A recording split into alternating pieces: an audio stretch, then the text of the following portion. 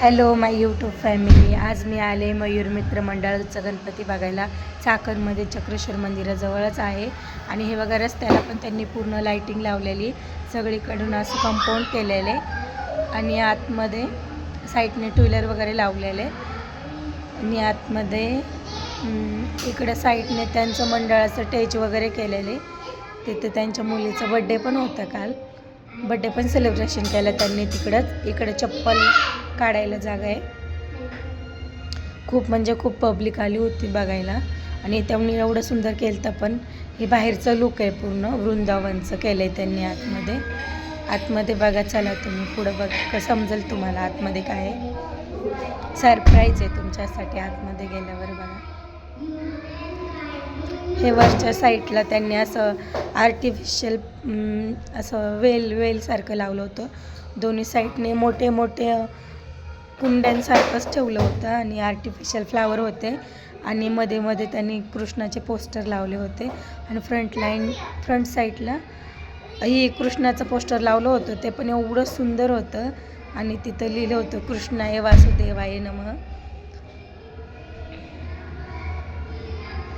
एवढं भारी होतं. एवढी पब्लिक होती, काय एवढं व्यवस्थित शूट करता येत नव्हतं, तरी पण थोडं थोडं म्हणजे जेवढं येईल तेवढं जमल तेवढं केलं आहे.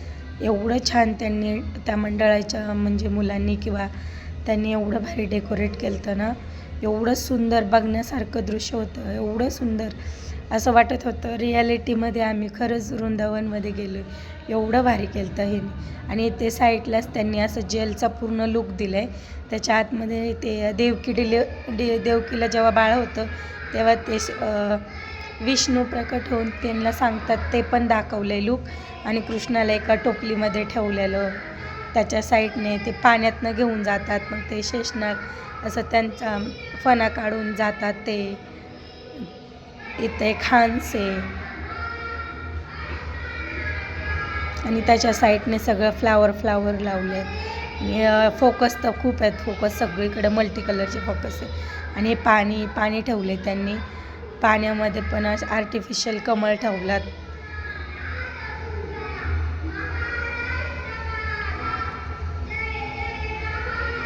एवढं सुंदर म्हणजे एवढं सुंदर दृश्य बघून असं वाटणार नाही की ते सोडून जावं म्हणून. वरनं पण पूर्ण राधाकृष्णाचे त्यांनी पोस्टर आणि त्याच्या आतमध्ये असं कलरच्या आर्टिफिशियल माळा लावल्या होत्या फुलांच्या. गायला कृष्णाची मूर्ती, गणपती पण होते. गोवर्धन पर्वत करंगळीवर उचललेला ते पण होतं. इकडं राधाकृष्ण झोक्यामध्ये बसून, इकडं कृष्ण दही चोरतानी, म्हणजे दही माखन चोरतानी. एवढं सुंदर म्हणजे एवढं भारी ना, असं बघून असं मन एवढं समाधान वाटत होतं मनाला. असं वाटत होतं की सगळं आपण रिअलच बघतोय कृष्णाचं पूर्ण.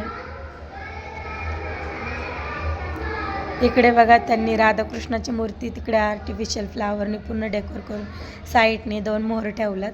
त्यांची पंख अशी अप डाऊन करतात.